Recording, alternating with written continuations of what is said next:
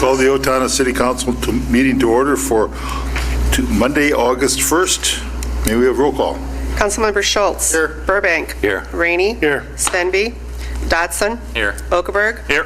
Abraham. Here. Mayor Kuntz. Here. We have 6 of the council and the mayor present. Thank you. Please rise and join us in the Pledge of Allegiance. I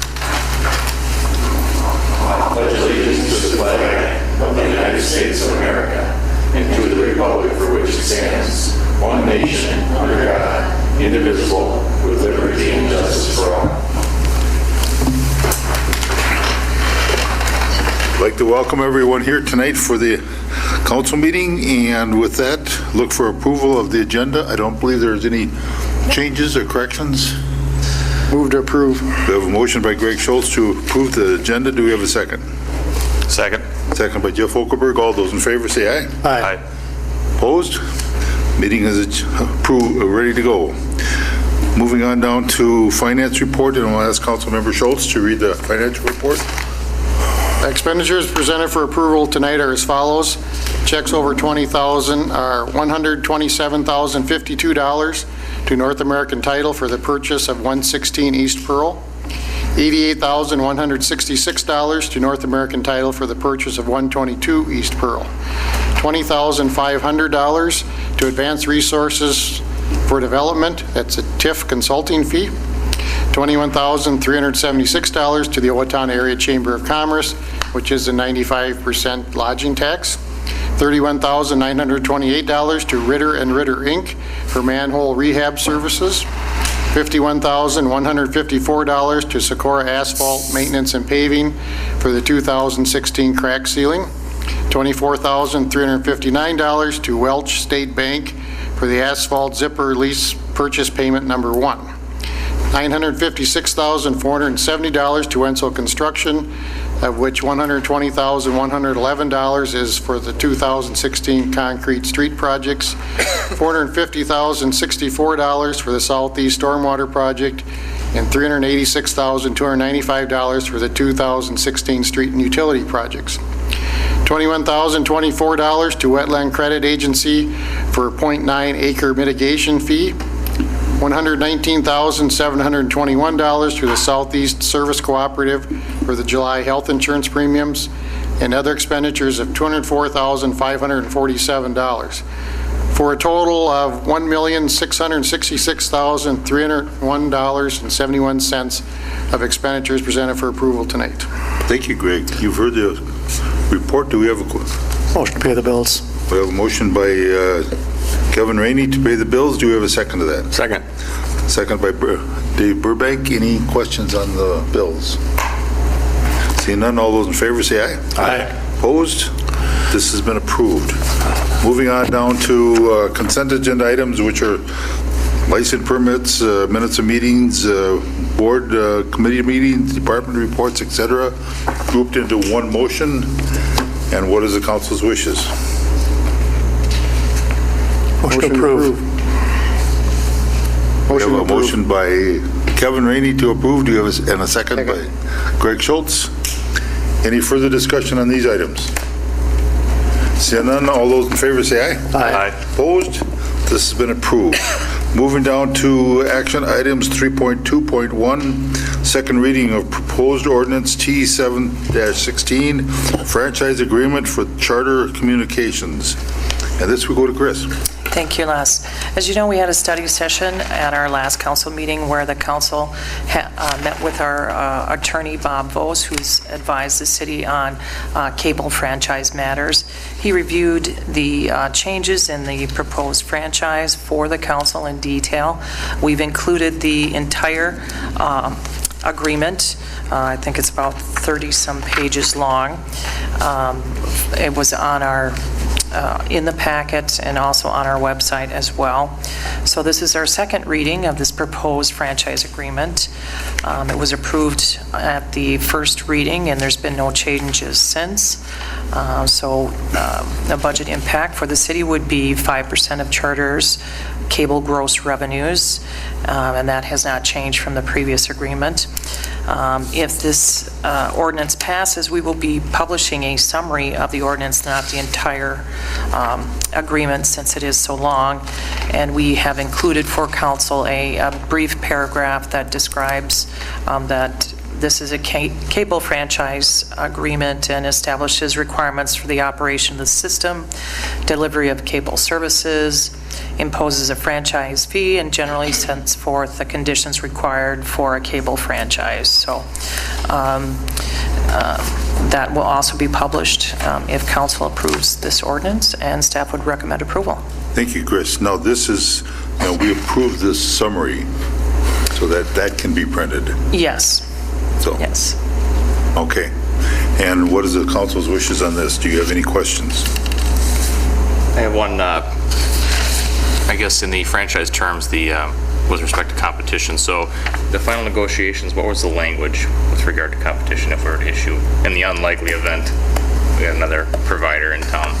Well, in the unlikely event, what they were initially proposing would be to restrict it even more, and this simply, I think, just requires to remain a level playing field. So we cannot agree to anything that's more restricted or more generous with another provider than our present provider. But we do have the ability to issue additional franchise. Yes. Yeah. And Charter has signed this agreement? Yes, they have. So it is signed by Charter, and it is our second reading, and what is the council's wishes on this? Motion to approve. We have a motion to approve, and we are approving the summary version. Correct. Okay, we have a motion to approve the summary version by Jeff Okerberg. Do we have a second of that? Second. Second by Nate Dodson. Any further discussion? Seeing none, all those in favor say aye. Aye. Opposed? We have to read this. Ordinance. Oh, I'm sorry, roll call. Councilmember Schultz. Aye. Burbank. Aye. Rainey. Aye. Dodson. Aye. Okerberg. Aye. Abraham. Aye. With all 6 ayes. Thank you for reminding me, Greg. Okay, this has been approved, and now we move on to Resolution 3.3.1, Resolution 63-16, declare costs for Lamond Road project, and this will go to Kyle. Good evening. I have in front of you 2 resolutions. 63-16 is declaring the costs for the Lamond Road project, and 64-16 is declaring costs for the Mineral Springs Parkway project. The costs for the Lamond Road project were a total of $609,513, and for Mineral Springs, $634,274. The intent is to assess adjoining property owners for a portion of these costs. Staff recommends approval. Thank you, Kyle. Any questions from the council? What is the council's wishes? Motion to approve. We have a motion to approve 3.3.2 by Nate Dodson. Do we have a second to that? Second. Second, I'm sorry, 3.3.1, which would be Lamond Road. And second by Dave Burbank. Any further discussion there? Seeing none, all those in favor say aye. Aye. Opposed? This has been approved. Now we do Resolution 6410, which is 3.3.2. And what is the council's wishes there? Motion to approve. We have a motion by Kevin Rainey to approve. Do we have a second? Second. Second by Jeff Okerberg. Any further discussion there? Seeing none, all those in favor say aye. Aye. Opposed? This has been approved also.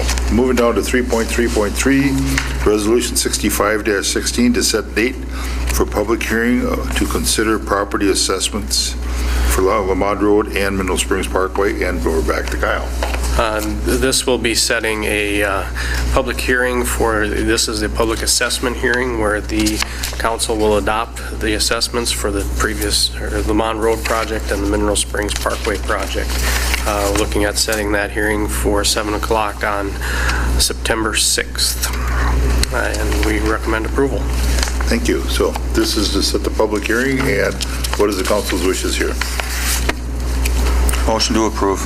We have a motion by Jeff Okerberg to approve. Do we have a second? Do we have a second? Second. Second by Nate Dodson. Any further discussion there? Seeing none, all those in favor say aye. Aye. Opposed?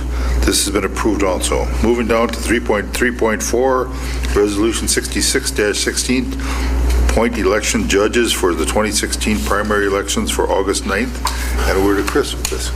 Thank you, Les. Secretary of State requires the city to appoint election judges before Election Day, and that's what this resolution is doing. We are also authorizing the assignment of election judge substitutions if needed. Our budget impact, well, we anticipate a fairly low voter turnout in the primary, so we've assigned 4 to 5 workers at each polling site. The state statute requires at least 4 be appointed to each site during the hours the polls are open. So the judges will work from 6 a.m. until after the polls are closed. Head judges earn $11 per hour, and election judges are paid $10 per hour. We also pay them to attend some training and an additional judge to serve as a healthcare facility judge, taking ballots to healthcare facilities. This has been included in our budget for 2016. As a result, staff would recommend approval of the Resolution 6616. Thank Motion you. to approve. We have a motion by Kevin Rainey to approve. Do you have a second to that? Second. Second by Nate Dodson. Any further discussion? Seeing none, all those in favor say aye. Aye. Opposed? This has been approved to proceed. Moving down to 3.3.5, Resolution 6716, approved development agreement with Cybex International, and this will go to Troy. Cybex is constructing a 150,000 square foot addition onto their current facility in the industrial park. To assist with the project, the city approved utilizing tax increment financing to fund a portion of the project. The city also applied to the Minnesota Department of Employment and Economic Development through the Job Creation Fund and was awarded $850,000 towards the project. To meet the business subsidy law, the city would need to enter into a development agreement with Cybex. Under the agreement, Cybex would construct the 150,000 square foot addition and add at least 50 jobs with a wage of at least $15.11 per hour over the next 2 years. There are consulting costs for the writing of the deed application, the TIF plan, and the development agreement, which would be paid for by the EDA. And staff would recommend approval of the resolution authorizing the signing of the development agreement with Cybex. Thank you, Troy. Any questions from the council? Kevin? Troy, the 50 jobs, are those all full-time jobs? Yes. Thank you. Any other questions? Chair will entertain a motion. Motion to approve. We have a motion by Greg Schultz to approve. Do we have a second to that? Second. None, all those in favor say aye. Aye. Opposed? Approved.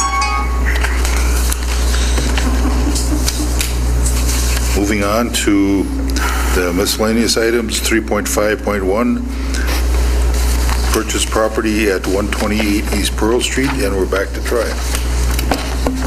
As downtown redevelopment is one of the city's priorities, the EDA has been looking for opportunities for redevelopment in the downtown. The city is purchasing a triplex at 116 East Pearl and a single-family house at 122 East Pearl for redevelopment. Staff has put together a purchase agreement for the property at 128 East Pearl. This is next to the 2 properties we are purchasing and is zoned B3 Central Business District. The city has a purchase agreement contingent on EDA and city council approval.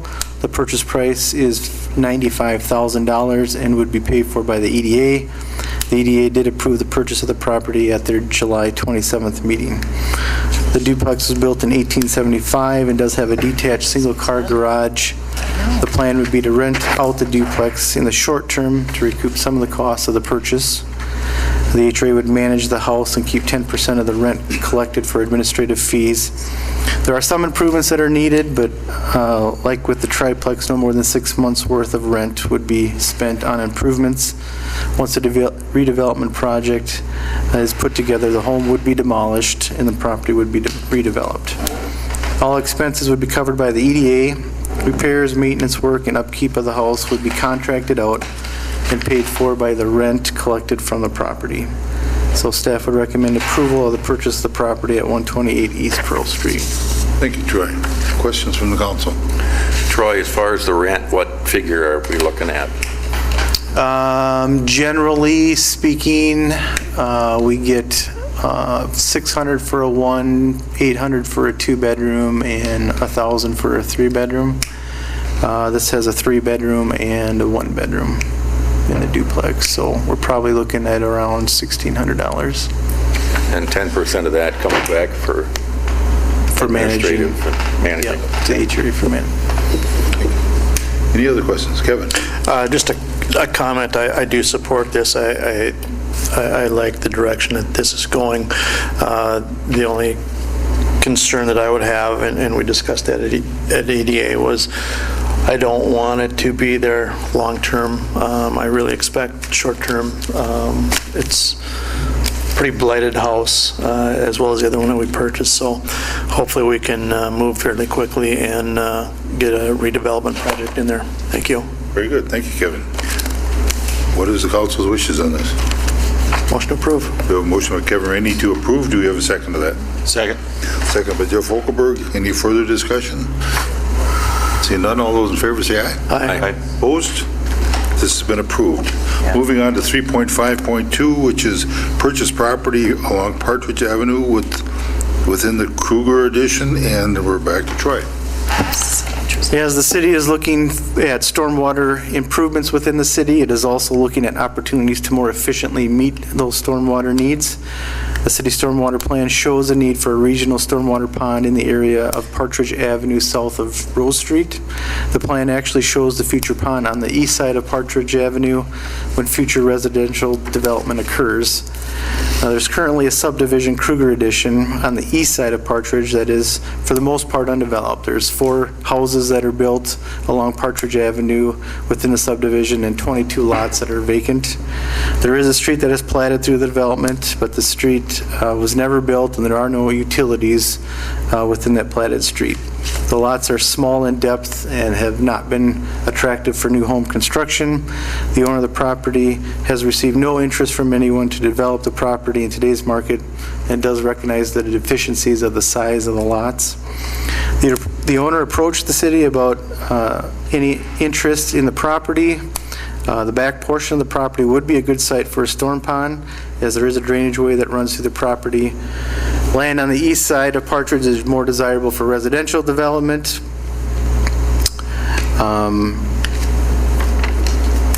And storm pond and would be better served for the purposes of more residential and less for a storm pond. The storm pond would still need to be on the east side, but it would not necessarily have to be as large. So we're trying to better utilize the land we have. We have undesirable residential land on the east side. We have more desirable residential land on the opposite way. We have more desirable residential land on the east side, less desirable residential land on the west side. We're going to need a residential pond in the area.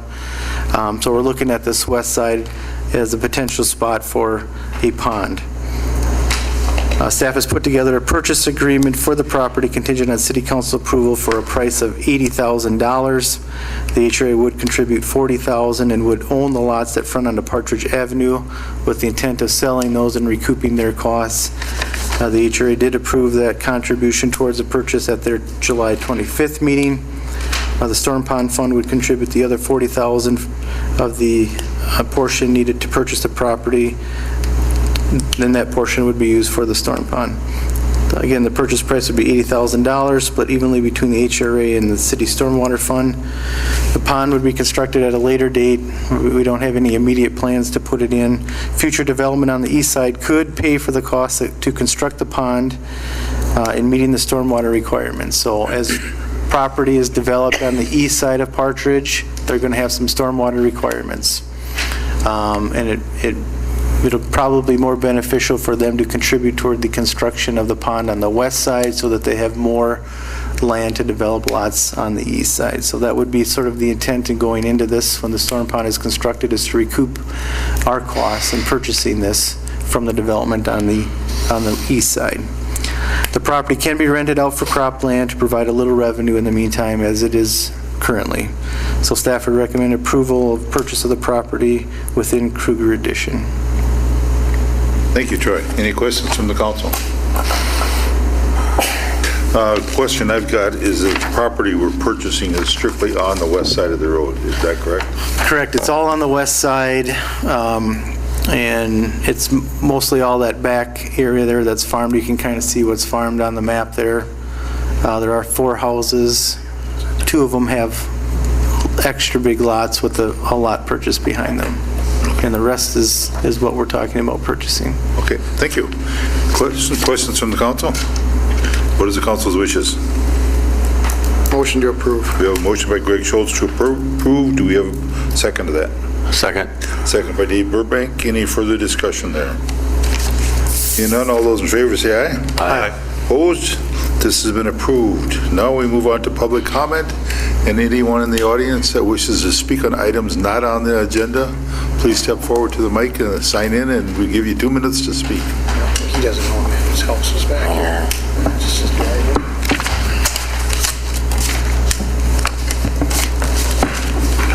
That was a partridge. Why not? See, he owns a driveway. It's white line is a property. Oh. I'm John Avelka. My kids play baseball, and I've noticed that most of the garbage in the garbage cans are plastic bottles from Gatorade, Powerade, and water. So I contacted Judd Digman about if it's possible to do some sort of recycling program in Owatonna. We've noticed there's recycling in not all cities that we go to play baseball, but there just seems to be a lot of waste, and it's mostly, in my opinion, mostly plastic. So if you guys or gals would maybe look into it or encourage the Parks and Rec to do a little due diligence and see if it's if there's some programs or some way to have a recycling program in the parks, I think Owatonna would be a better place. Thank you. Thank you, John. Thanks, John. And I think it's a good idea. I think they should be doing the recycling there, so thank you. There was some discussion in the park board about that and starting at JC Park with that type of program initially to see what kind of response they were going to have. So I know it is under discussion. Okay, good. And I guess I would encourage facilities that, like Darts Park and the baseball in that area. It's from talking to Corky in the past, putting them in the pavilions, you end up getting garbage and all kinds of stuff in there. But I would encourage Park and Rec as well to maybe look inside of Darts Park where you're going to have more bottles and that type of thing. Yep, exactly.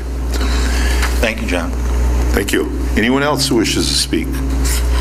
Seeing none, we'll move on to council comments, and we'll start with Greg Schultz.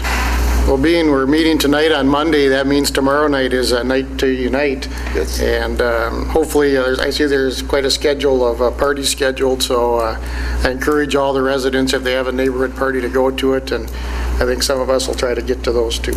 Yes, we will. Thank you, Greg. Dave? Nothing from Ward 3 tonight. Thank you. Kevin? Just going off of Greg, I'm looking forward to going out with the police department tomorrow night, visiting as many parties as I can.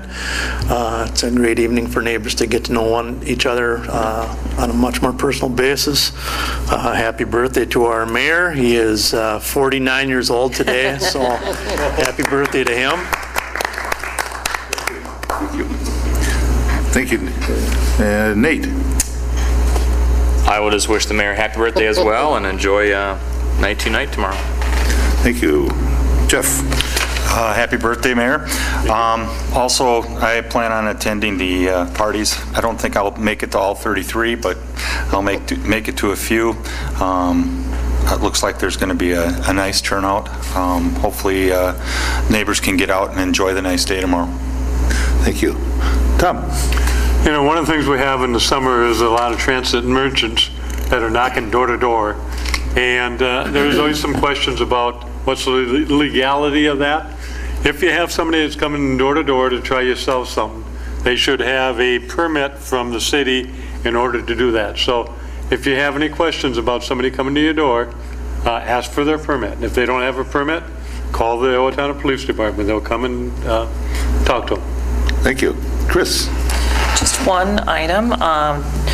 Announcement, Movie in the Park is scheduled for Friday, August 12th at Central Park. Our rain date will be August 13th. We're celebrating the 2016 Rio Olympic Games with the showing of Rio 2.